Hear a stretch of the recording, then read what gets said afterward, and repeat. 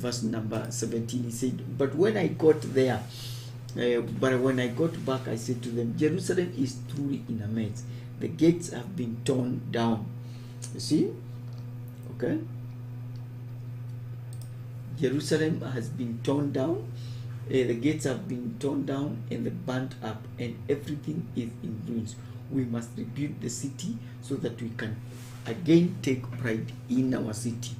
Maybe we can read verse 18.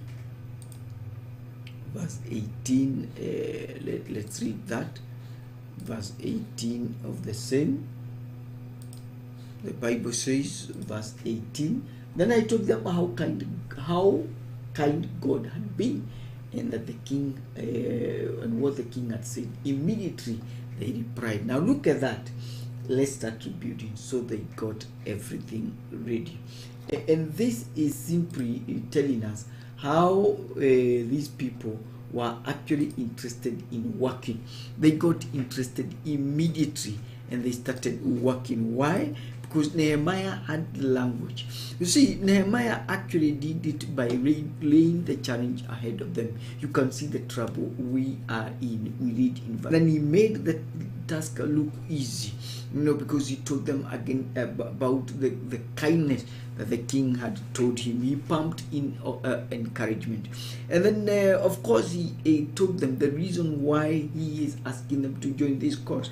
And I think this is where most leaders miss it, and we can pick it from Nehemiah. Number one, we must be able to tell people the reason why.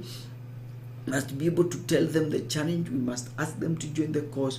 We must make the cause easy and achievable. If we make it too difficult, they are not going to join. And then number three, very, very important, is that we must be able to pump in encouragement to them, and you must be able to give them convincing reasons why they need to join this cause. This is very, very important in leadership, that we are able to communicate, we are able to tell people why they need to join, and that is their ability to communicate. Okay, very, very important. And then of course, the last thing in communication bit is that we need to raise the enthusiasm. We need to, and the people in Nehemiah's time lived in shame. They lived in disgrace. They were belittled. They were humiliated.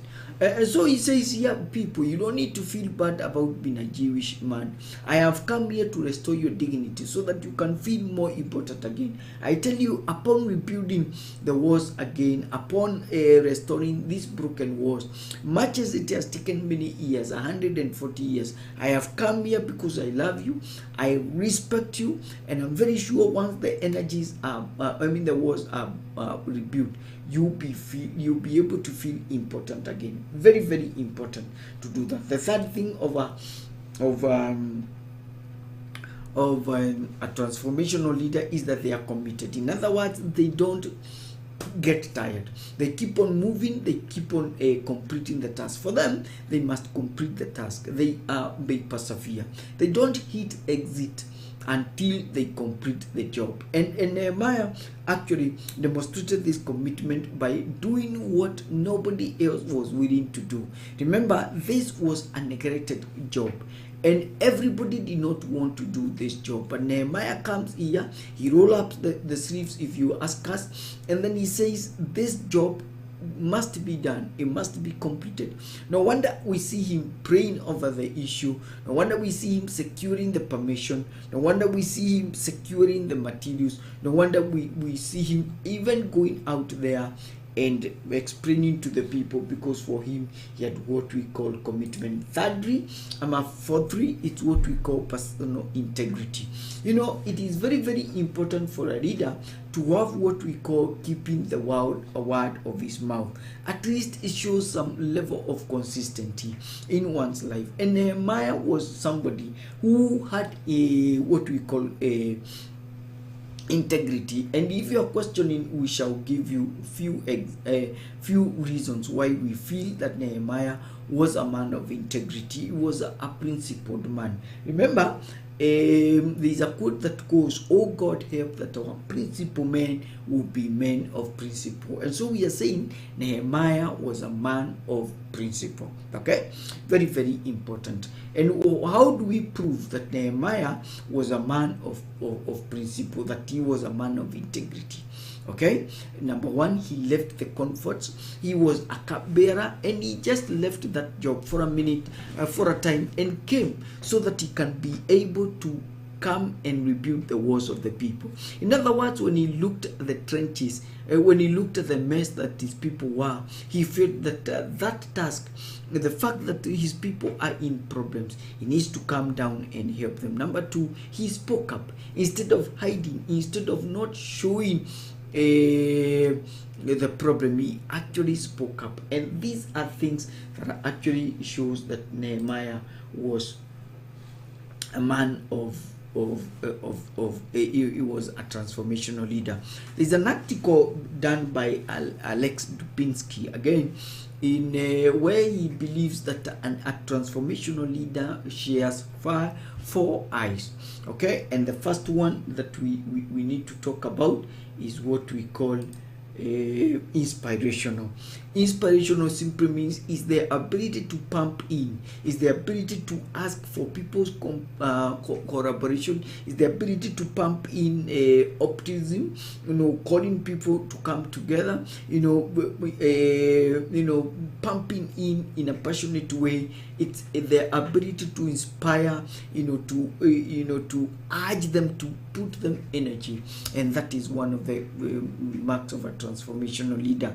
Then individualized consideration will be the second thing, and this is where you have interest in people's problems. You want them to go to the next level. You want them to gain development. You feel for them, and you build relationship, and you show that you really need them to go to the next level. Number three is what we call idealized, and that becomes your priority.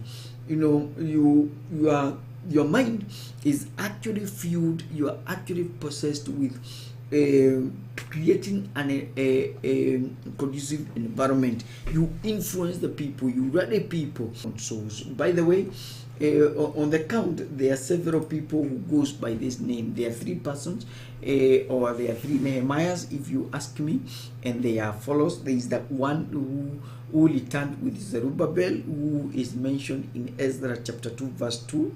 Then there is the son of Azbuk, who was the ruler of half district of Beth. That is the one we find in Nehemiah chapter 3 verse 1.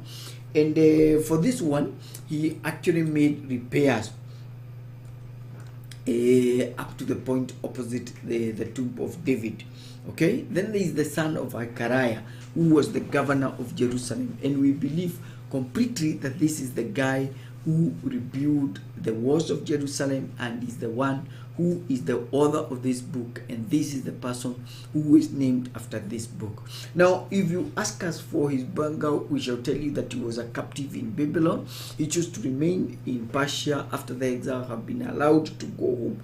But after a time, when he had news from his brother Hanani, he is actually warmed up and was pushed to go back home and help the people. Much as he was a cupbearer, a prominent position if you ask us, but once he had that, he left what is now modern day Iran, and he went and rebuilt the walls. He lived in Shushan, which of course is the palace of Persia, and this is the very same place where King Esther lived together with King Artaxerxes. You need to understand that the contemporaries of Nehemiah were Esther and Ezra. Those three books actually talks about what we call a post-exilic. And they talk about the journey after the Israelites actually disobeyed, and God having fulfilled his promise that I'm going to take you back home. Now, the book of Nehemiah, the book of Esther, the book of Ezra actually talks about the journeys that were made and the progress that they made and the challenges that the children of Israelites faced. But again, even more important, it also shows God's power and God's interest and concern. Now, when you look at the book of Nehemiah, we normally say, and theologians actually tell us, that the book of Nehemiah is actually read together with the book of Ezra as one long book. Okay, and the book of Nehemiah looks like a personal diary because there is the mention of first person account. Now, Nehemiah actually cuts an image of a great leader. He was not a boss. He was actually a leader, and he becomes very instrumental in the rebuilding and re-establishment of Jerusalem in the 5th BC. Nehemiah returns, which is a major theme in the book of Nehemiah, and much as if were given, and you can confirm that in Nehemiah chapter 5 verse 14 and 19, he actually acted differently. We can't accuse Nehemiah of abuse of office. But even more interesting about Nehemiah being a transformational leader is that he was a man of prayer. The work of rebuilding and repairing the walls of Jerusalem could not have been done and could not have become successful without Nehemiah actually sparing time for prayer. It is very interesting that Nehemiah was able to accomplish the work within a very short time, 52 times. Now, we can also ask a very important question: what was the source of the material? That is Nehemiah. And according to Riley Study Bible, page 711, we understand that much of the material that we find in the book of Nehemiah came from Nehemiah's personal diary. The reporting is very vivid. There is a lot of frankness. There is a lot of genuineness. Now, one of the comments that we get from the leaders who actually talk about Nehemiah is this, I quote: Nehemiah saw a problem and was distressed. Instead of complaining and wallowing in self-pity and grief, he took action. He took action. Very, very important. This book was written in around 445 BC. And it is very important for us to pause and be able to look at and answer the question, why is it that Nehemiah was such a successful leader? And the answer is, he was a transformational leader. Now, we believe that you're going to follow us, and please remember to subscribe to this channel. Please make sure that you subscribe to this channel. Let us know where you're watching us from. Remember, this is Marketplace Media, an online platform that engages, equips, and encourages believers to say, inawezekana. Are you looking for a gadget, a laptop, a desktop, live streaming gadget, computer repair, computer advice, or professional advice or installation? Please look no further. Freshworld Computers, located along Tomboya Street in Dominion House, shop number 10C, are there for you. And please call them on 0722 399 091. Freshworld Computers, we've got you. Today we are talking about what we call leadership lessons from Nehemiah, and one of the things that we shall be interrogating in this episode is a very simple question: why is it Nehemiah was a successful leader? What is it that he did and did not do to be able to